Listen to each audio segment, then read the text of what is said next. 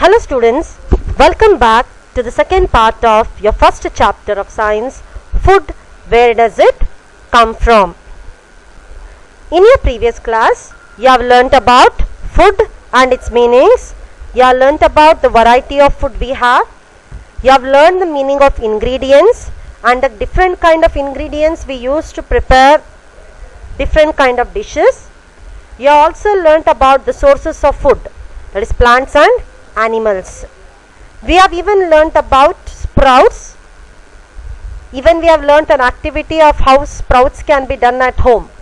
And then we have learnt about honey. In this chapter, you will learn about the food of animals. We will learn about the three different kinds of animals based on their food habits. That is herbivores, carnivores and omnivores. Apart from that, we will also learn the importance of why we should not waste food.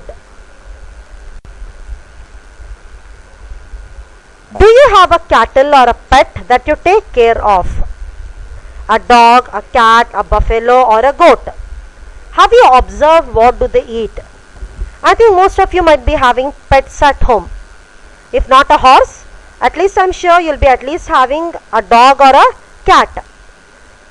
In your villages, you may be having in some of the houses even cows and buffaloes also. Have you ever observed what do they eat?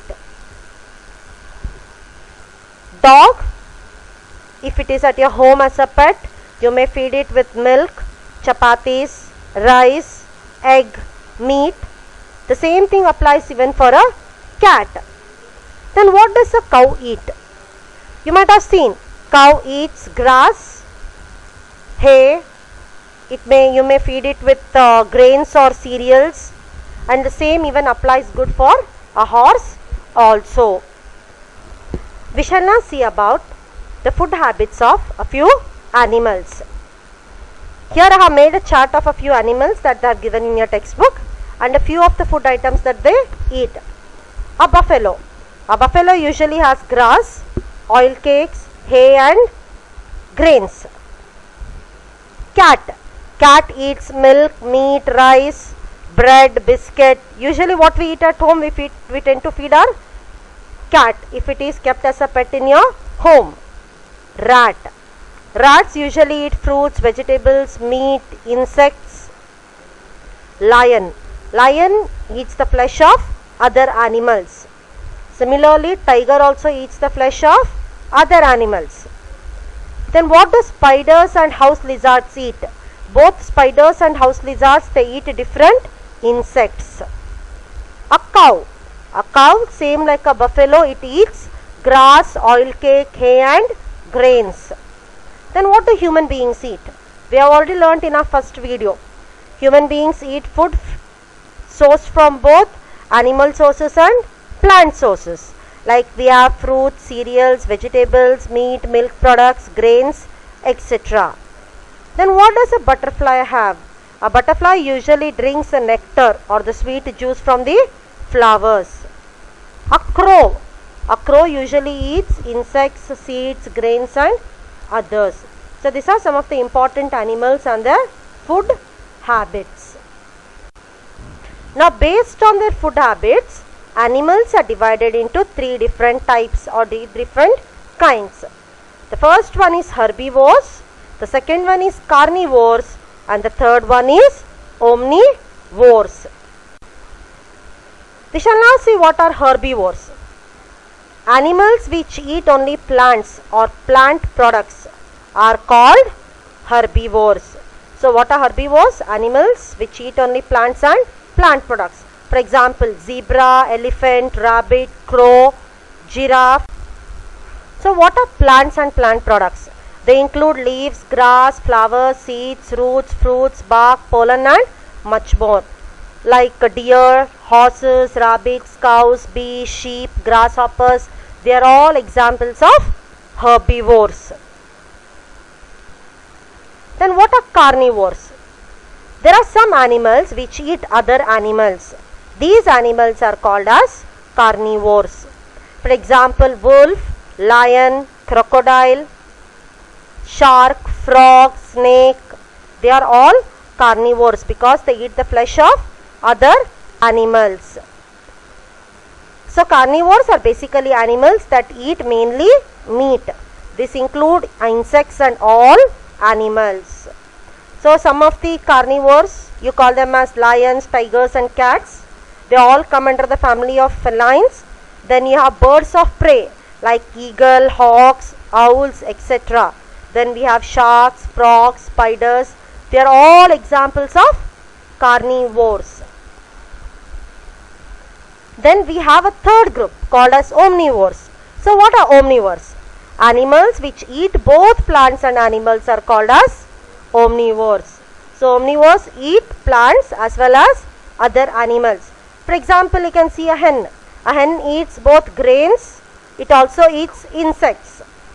A bear it eats even vegetables, fruits, it even eats fish and meat also. And the best example for omnivores are human beings. Human beings eat both animal products as well as plant products.